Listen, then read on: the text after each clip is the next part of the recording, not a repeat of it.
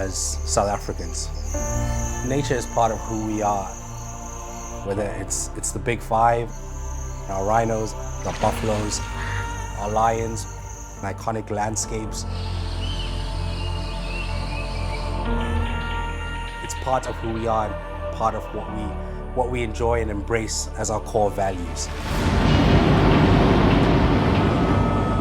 Tackling the biodiversity and climate crisis impacts all of us.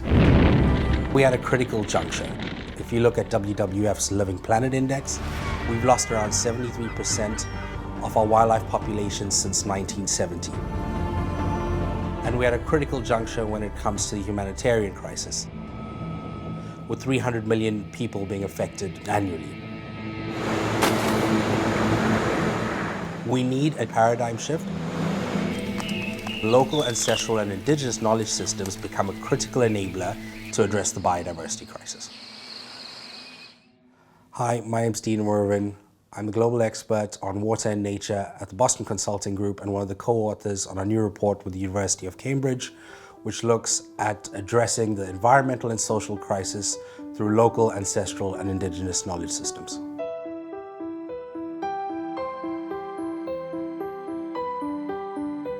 Now, what are local, ancestral, and indigenous knowledge systems? These are solutions that we've historically deployed and the solutions that indigenous communities currently deploy to manage our shared resources.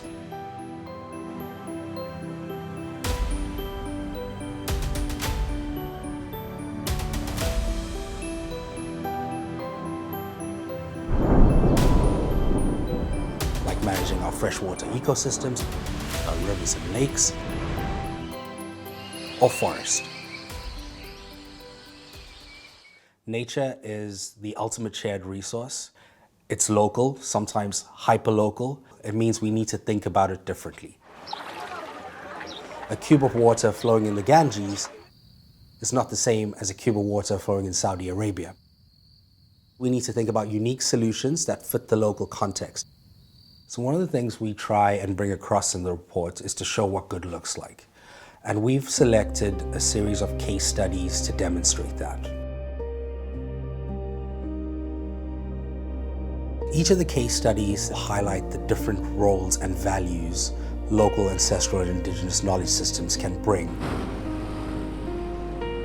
We show a fantastic example out of Chennai in India, which is called the City of 1,000 Tanks.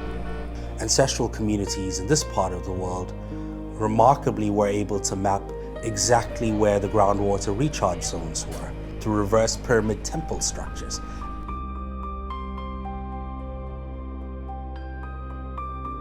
This has been replicated across the entire city as rainwater harvesting tanks to ensure water security in the city. In Spain, we look at the restoration of Moorish infrastructure to help agricultural communities access water. They've embraced informal community governance mechanisms alongside the restoration of historical irrigation canals.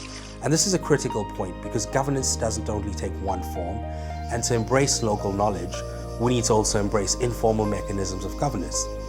And we also look at protection systems in South Africa where local communities have designated South Africa's only freshwater lake as a protected area.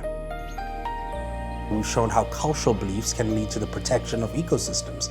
Now, often easily dismissed as myths and legends, these myths and legends that are in place within local communities serve a natural resource management function.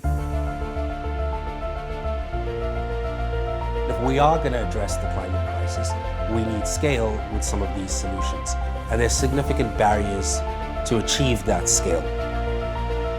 We have barriers that are institutional. Often local and indigenous communities are not represented at the highest level, and even when they are, they don't have a seat at the table for decision making. We see barriers when it comes to access to finance.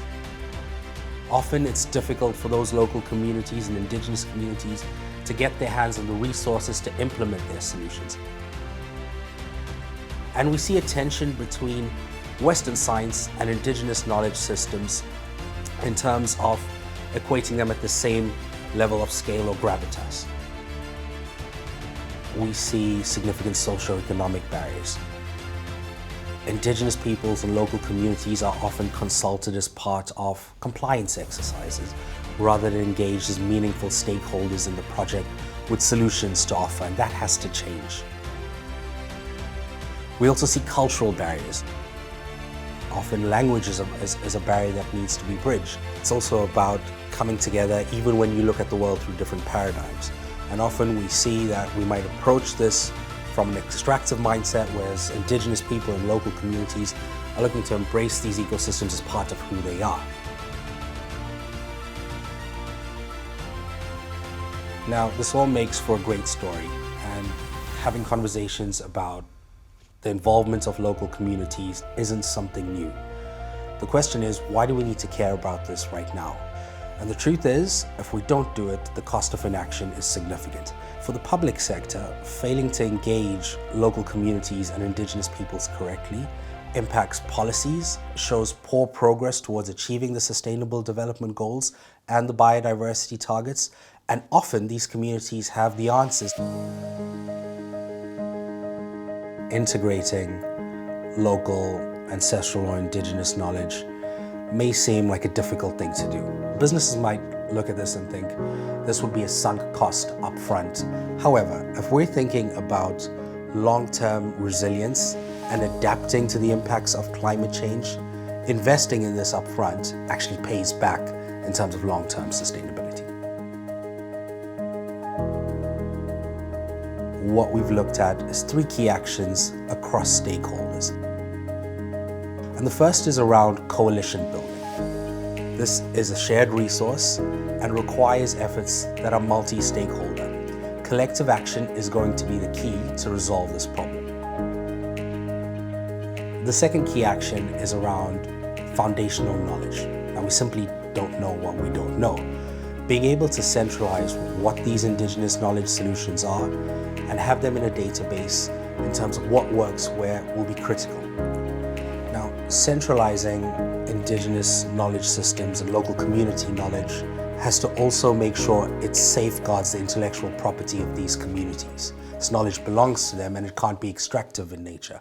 While we want to seek to scale this up across different sectors and different geographies, it should be done so in a way that respects these communities' rights. They need to play a long-term role, so they need to be part of this journey throughout the entire process.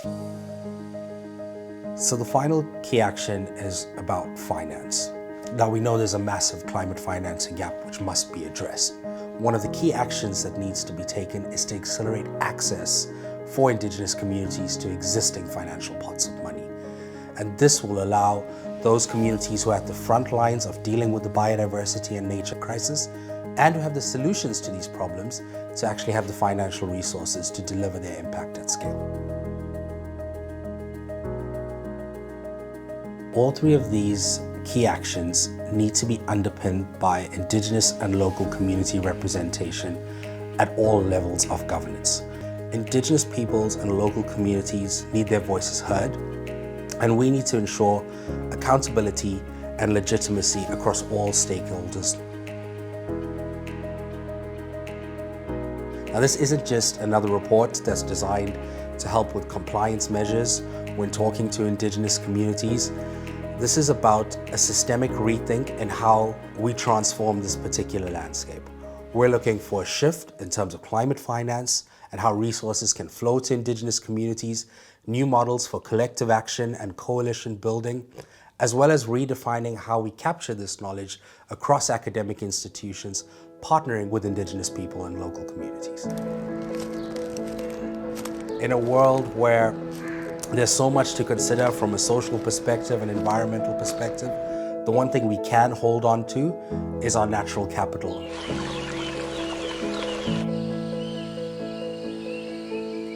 Which is why we need to embrace local and ancestral Indigenous solutions to look at how we can achieve meaningful impact. And that doesn't fall on any individual stakeholder. We need public sector, private sector, civil society, combined with academic institutions like Cambridge to elevate that knowledge and achieve scale of these solutions.